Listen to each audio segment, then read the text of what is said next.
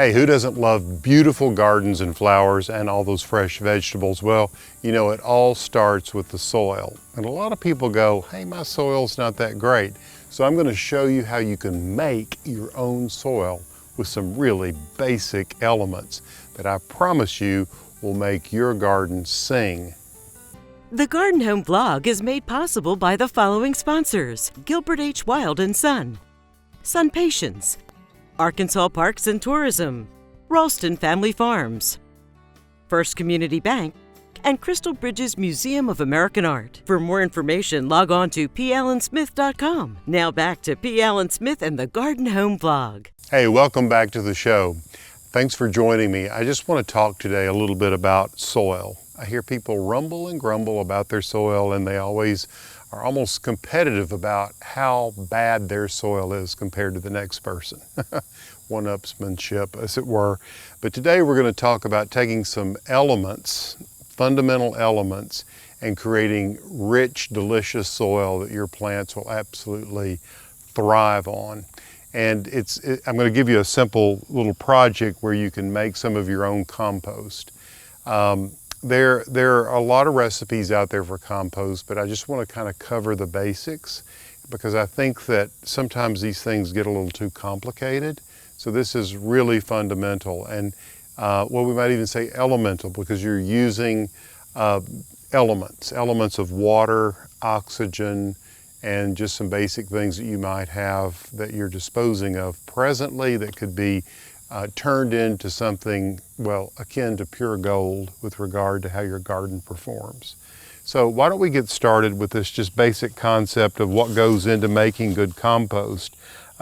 Basically, you're looking for brown and green, okay? So green can be in the form of, and what I have here is just some green grass clippings that I put in this container for you. And they're already just heated up. I wish you could feel them just in this container over the last several hours.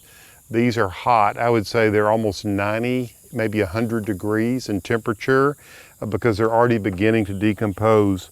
The other is you want brown, okay? And brown can be in the form of leaves, can be in the form of sawdust, litter from if you raise poultry or rabbits or livestock. All of these things combined is where the magic really begins to happen. What comes from the green, which can take the form of many other things besides grass clippings, is nitrogen.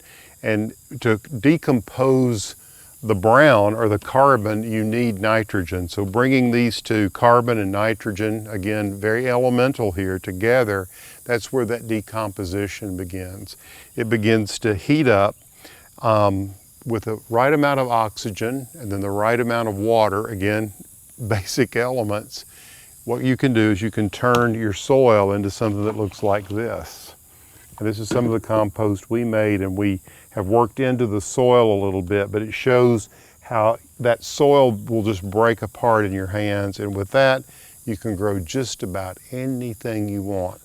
Now, I want to just say this before we jump into this project where I can show you how to make a basic compost bin with just a plastic garbage can that has a lid on it. And that is, the soil is so important. It's its own universe. You've heard me talk about this over and over again. And it's something that we're just really, I think, getting our heads around how important the soil is and what goes on in the soil.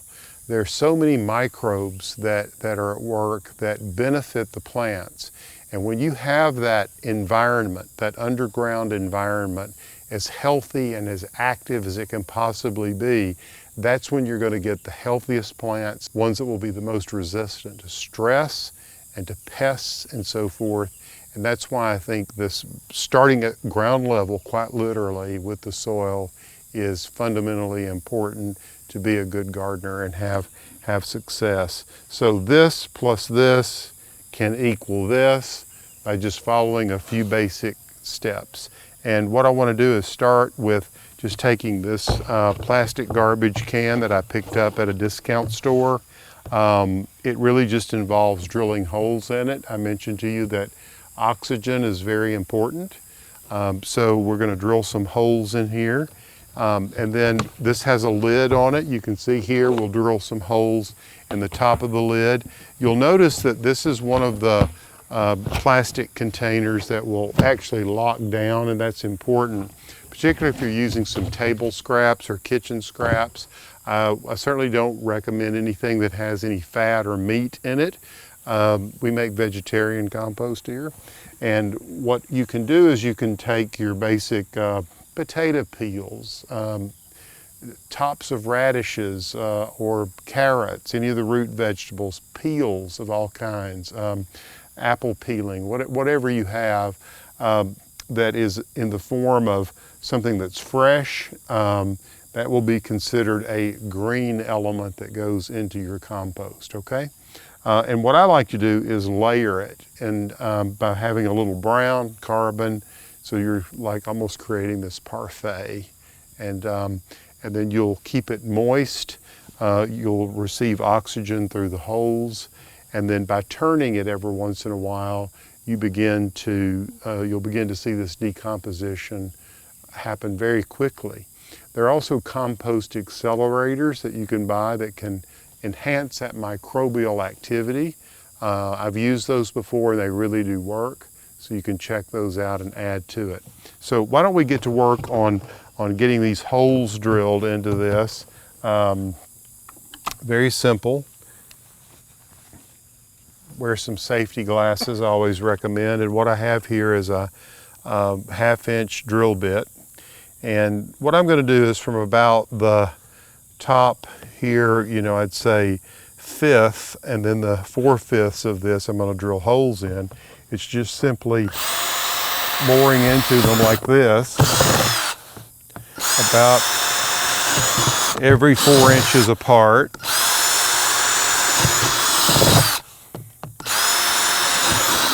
And then I'm going to also go all the way to the bottom.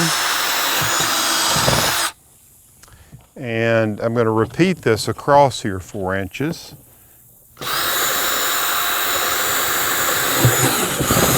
Very easily done. So you get this idea of this grid that goes all the way around. And then on the bottom, I'm going to do the same thing.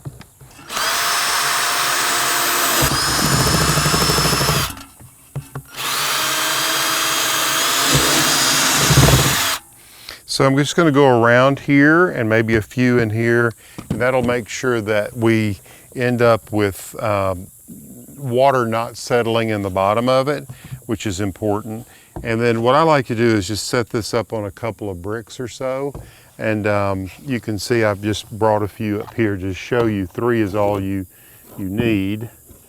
That elevates it just a little bit. Again, we want to make sure that any excess moisture is draining out of it.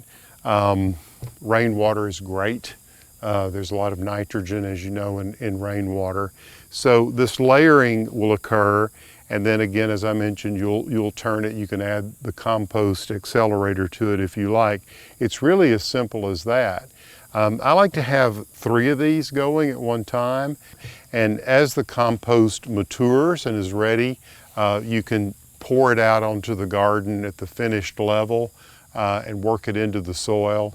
How do you know it's ready? All of this is pretty well broken down. And if you can chop up some of the leaves, the smaller the particles, the faster this is going to turn into compost. So just bear that in mind. So if you've got a chipper or a grinder, you can crush the leaves or run the mower over the leaves, and then they're in smaller bits, they're going to compost much faster. I have to tell you, over the years here at Moss Mountain Farm, we have used compost every year, and we've got big piles of it. But this technique is one that anybody can have. If you live in an apartment, you have a small plot of vegetables that you want to grow and you want some of your own compost, you don't have to have a big farm to produce compost. You can do it very, I think, concisely and in a limited way, but in a very productive way in a container like this. There are a lot of ways to make compost. You can find the tumblers and all these. This is a basic way that anybody can create good living soil for their plants. I hope you found this helpful, and I hope you'll continue watching our YouTube shows. And if you like what you see, give us a like. If you haven't subscribed, subscribe to our channel. And if you want notifications, just ring the bell, okay? All right, happy gardening until next time.